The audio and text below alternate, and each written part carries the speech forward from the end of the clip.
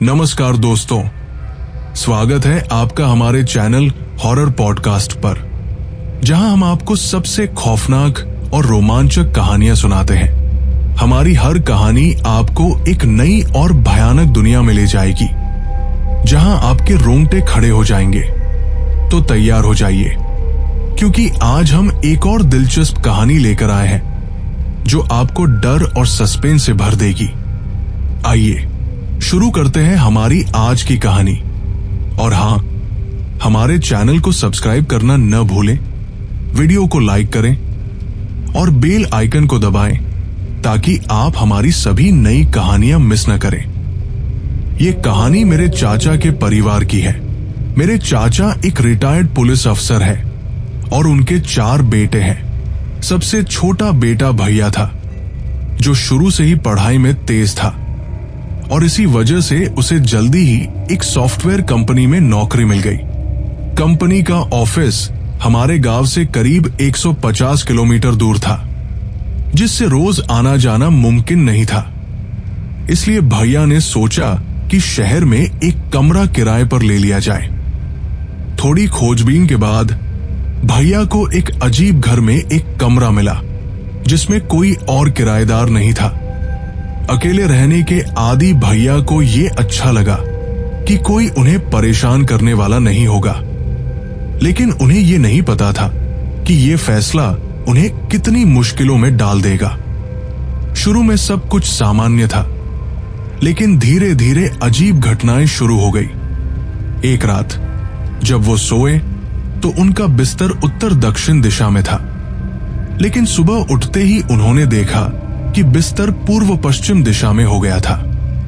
पहले उन्होंने सोचा कि ये नींद में हुआ होगा, लेकिन जब पूरा बिस्तर हिल गया तो उन्हें एहसास हुआ कि कुछ और चल रहा है। दिन बीतते गए और अजीब घटनाएं बढ़ने लगी। ऑफिस जाते समय भैया बिस्तर को अच्छे से ठीक करके जाते, लेकिन लौटकर आते तो देखते कि जैसे किसी ने बिस्तर पर सोया हो। अलमारी में रखे कपड़े भी इधर उधर मिले, जबकि कमरा बाहर से बंद होता। भैया ने इन घटनाओं को काम का दबाव मानकर नजरअंदाज किया, लेकिन ये घटनाएं और बढ़ गई। रात में जब वो कुछ मीठा बनाते तो उन्हें लगता कि कोई खाने और बर्तन हिला रहा है, लेकिन देखने पर कुछ नहीं मिलता। इन सब परेशानियों के बावजूद भैया ने अपने परिवार को कुछ नहीं बताया। रातें और भी डरावनी हो गई जब उन्हें बिस्तर पर किसी की मौजूदगी का एहसास हुआ, जो उनके देखते ही गायब हो जाती। भैया ने इन घटनाओं को अपने ऑफिस के दोस्तों को भी बताया, लेकिन उन्होंने इसे गलतफहमी मानकर टाल दिया। इसके अलावा भैया का साबुन जल्दी खत्म होने लगा और गीला मिलता, जैसे किसी और ने इस्तेमाल किया हो। सबसे डरावनी बात थी बाथरूम में लंबे बाल मिलना, जो किसी महिला के बाल जैसे थे। अब भैया को लगा कि उनके बाल इतने लंबे नहीं हैं कि वे बालों से मेल खा सके। ये सिर्फ किसी महिला के ही हो सकते हैं। उन्होंने इस भयानक खोज को अपने ऑफिस के दोस्तों के साथ साझा किया, जिन्होंने रविवार को उनके कमरे में आने का फैसला किया। रविवार आया और भैया के कुछ दोस्त आ गए। कमरे में घुसते ही वे खांसने लगे और अपनी नाक ढकने लगे। 1-2 ने तो उल्टी भी कर दी। वे चिल्लाने लगे, तुम इतनी भयानक बदबू में कैसे रह रहे हो? यहां ऐसी बदबू आ रही है जैसे कुछ सड़ रहा हो। भैया हैरान रह गए। उन्हें कोई दुर्गंध नहीं आ रही थी और उन्होंने बताया कि उन्होंने कमरे में ऐसी कोई चीज नहीं रखी है जिससे ऐसी बदबू आ सकती हो। उनके दोस्त जल्दी से चले गए और कमरे के अंदर ज्यादा देर तक रहने से इनकार कर दिया। वे बदबू से बचने के लिए बाहर ही रहे। इस घटना ने भैया को ये तय करने पर मजबूर कर दिया कि अब रहने के लिए कोई नई जगह ढूंढने का समय आ गया है। उन्होंने कुछ दोस्तों को फोन करके पूछा कि क्या उन्हें कोई खाली कमरा पता है। भैया अजीबोगरीब घटनाओं से परेशान होकर वहां से चले जाने के लिए तैयार थे। उसी रात अपने दोस्तों से बात करने के बाद कुछ भयानक हुआ। भैया ने हमेशा की तरह अपने ईयरफोन पर गाने सुनते हुए रात का खाना बनाना शुरू किया। अचानक संगीत के बीच उसने कमरे में एक लड़की को रोते हुए सुना। उसने पलटकर देखा, लेकिन वहां कोई नहीं था। इसे अनदेखा करने का फैसला करते हुए उसने रात भर रहने और अगले दिन कमरा खाली करने का संकल्प लिया। खाना खाने के बाद वो बिस्तर पर चला गया, लेकिन जैसे ही उसने सोने की कोशिश की, उसने अपने कमरे के बाहर पदचाप सुनी। पदचाप तेज हो गए और भैया का डर बढ़ता गया। उसने अपने कमरे के गेट के खुलने और अपने बिस्तर की ओर पदचाप की आवाज सुनी। डर से स्तब्ध होकर उसने महसूस किया कि कोई उसके बिस्तर के पास खड़ा है। वो व्यक्ति बड़बड़ाने लगा और भैया को एहसास हुआ कि ये मराठी बोलने वाली एक महिला है। कमरे में सन्नाटा छा गया, लेकिन भैया का दिल डर से धड़कने लगा। उसे लगा कि कोई भी हरकत उसे अटैक का कारण बन सकती है। घंटों के बाद उसने सावधानी से पलटकर अपनी आंखें खोली। उसके बिस्तर के ऊपर पंखे से एक महिला लटकी हुई थी, जो मैरून रंग की साड़ी पहने हुए थी। उसके पैर उसके कंबल को छू रहे थे। उसकी बड़ी बड़ी आंखें सीधे भैया को घूर रही थी और वो कुछ बुदबुदा रही थी, जबकि उसके मुंह से खून बहकर भैया पर गिर रहा था। भैया का शरीर भय से कांप रहा था। लटकी हुई और अभी भी बोल रही महिला का दृश्य भयानक से भी परे था। खून भैया पर टपकता रहा और उसे एहसास हुआ कि वो कोई साधारण महिला नहीं थी। भैया ने बहुत हिम्मत जुटाई, महिला को एक तरफ धकेला और चीखते हुए कमरे से बाहर भागे। जैसा कि मैंने पहले बताया, उस घर में कोई और नहीं रहता था, न तो किराएदार और न ही मकान मालिक। आसपास के इलाके में बहुत कम लोग रहते थे, लेकिन जो लोग रहते थे वे भैया की चीखें सुनकर भागे चले आए। जब भैया ने उन्हें बताया कि क्या हुआ था और उन्हें दिखाने के लिए अंदर ले गए, तो उन्होंने पाया कि सब कुछ सामान्य था। पड़ोसियों ने दावा किया कि कुछ भी असामान्य नहीं था। भैया ने जोर देकर कहा, मेरे चेहरे को देखो, तुम्हें खून के धब्बे दिख सकते हैं। लेकिन पड़ोसियों को कुछ भी नहीं दिखा। हैरान भैया ने शीशे में देखा और ये देखकर चौंक गए कि कमरे में खून के धब्बे या महिला का कोई निशान नहीं था। जल्द ही पड़ोसियों ने टिप्पणी की, आप इस कमरे में कैसे रहते हैं? क्या आपको घुटन महसूस नहीं होती? यहां से ऐसी बदबू आ रही है जैसे यहां कुछ सड़ रहा हो। भैया हैरान थे, क्योंकि उन्हें कुछ भी बदबू नहीं आ रही थी। उन्हें याद आया कि उनके दोस्तों ने भी भयानक गंध का जिक्र किया था। सुबह के 3 बज रहे थे। पड़ोसियों से बात करते समय अचानक उन्हें फिर से महिला की बुदबुदाती हुई आवाज सुनाई दी। भैया को एहसास हुआ कि महिला अभी भी कमरे में हो सकती है। आंगन में पड़ोसियों के साथ खड़े होकर उन्होंने पूछा कि क्या उन्होंने कुछ सुना है, लेकिन उन्होंने इनकार कर दिया। भैया ने उन्हें ध्यान से सुनने के लिए कहा, लेकिन उन्होंने फिर भी कुछ नहीं सुना। तभी भैया ने घर के मुख्य द्वार पर खड़ी महिला को देखा। उन्होंने उसे इशारा किया, लेकिन जब वे सभी गेट की ओर दौड़े तो उन्हें वहां कोई नहीं मिला।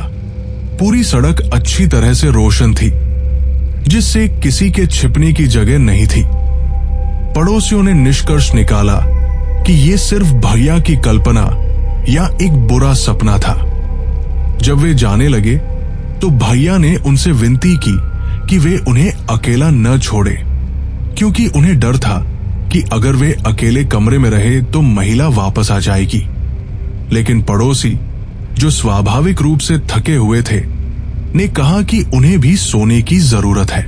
वे वहां 2.5 घंटे से ज्यादा समय से थे। एक बुजुर्ग पड़ोसी ने एक उपाय सुझाया। कहा, मैं रोजाना सुबह 4 बजे उठता हूं और अब लगभग 4 बज रहे हैं। मेरे साथ मेरे घर चलो। भैया ने कृतज्ञता पूर्वक प्रस्ताव स्वीकार कर लिया और चाचा के घर चले गए। अगली सुबह भैया ने अपने परिवार को फोन करके सारी बात बताई। उनके चाचा और परिवार के कुछ बुजुर्ग उन्हें घर ले जाने आए। उनके आने तक भैया बुजुर्ग पड़ोसी के साथ रहे। जब उनके परिवार के लोग आए और वे सब उनके कमरे में वापस गए तो उन्होंने जो देखा वो सभी को शब्दों से परे हैरान कर गया। जब सभी लोग कमरे में गए तो चौंक गए। कमरा पूरी तरह धूल से ढका हुआ था, जैसे महीनों से सफाई न हुई हो। चारों तरफ मकड़ी के जाले लगे हुए थे। छत पर जानवरों के घोंसले लटक रहे थे। पंखे की तीनों ब्लेड पर कबूतरों ने घोंसले बना रखे थे। जानवरों की लीद हर जगह बिखरी हुई थी। सबसे चौंकाने वाला नजारा वो था जो भैया ने पहले दिन पकाई थी।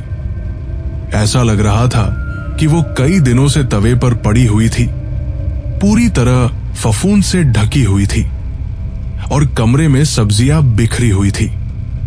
कमरे में भैया द्वारा लाई गई चीनी या मिठाई भी नहीं थी।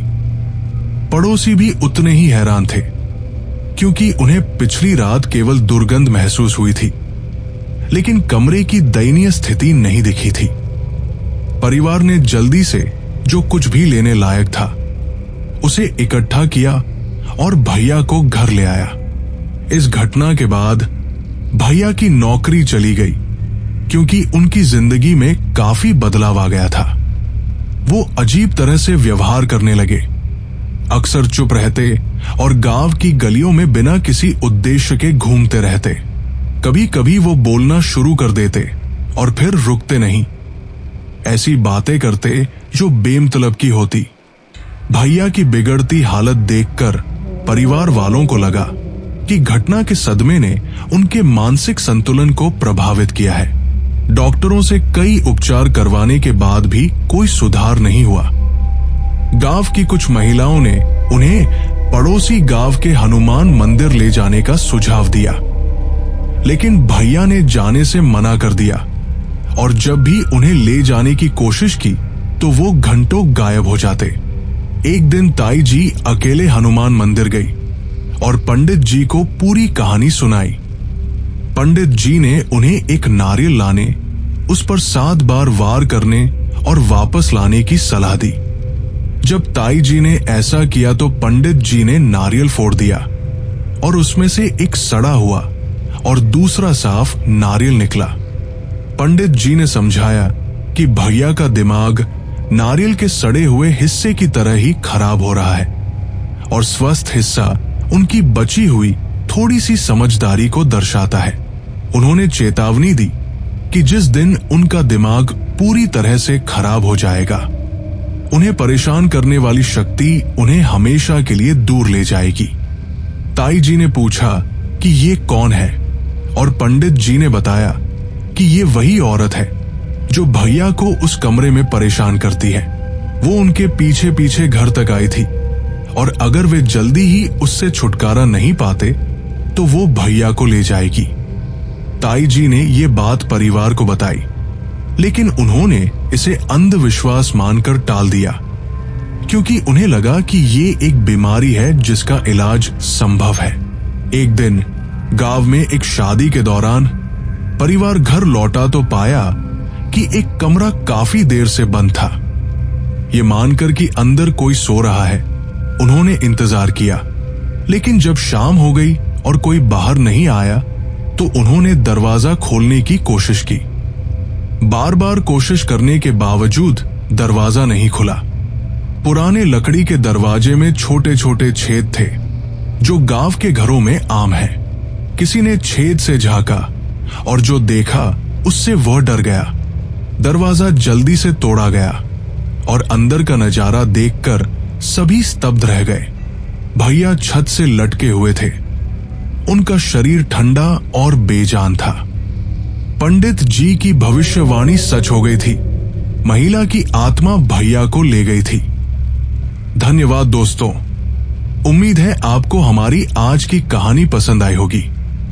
अगर आपने अब तक हमारे चैनल को सब्सक्राइब नहीं किया है तो जल्दी से सब्सक्राइब करें, वीडियो को लाइक करें और बेल आइकन को दबाएं ताकि आप हमारी नई कहानियां मिस न करें। अपनी प्रतिक्रिया और सुझाव हमें कमेंट में बताएं। हमसे जुड़े अगले एपिसोड में, जहां हम फिर से आपके लिए एक और दिलचस्प और डरावनी कहानी लेकर आएंगे। तब तक के लिए सुरक्षित रहें और सुनते रहें हॉरर पॉडकास्ट।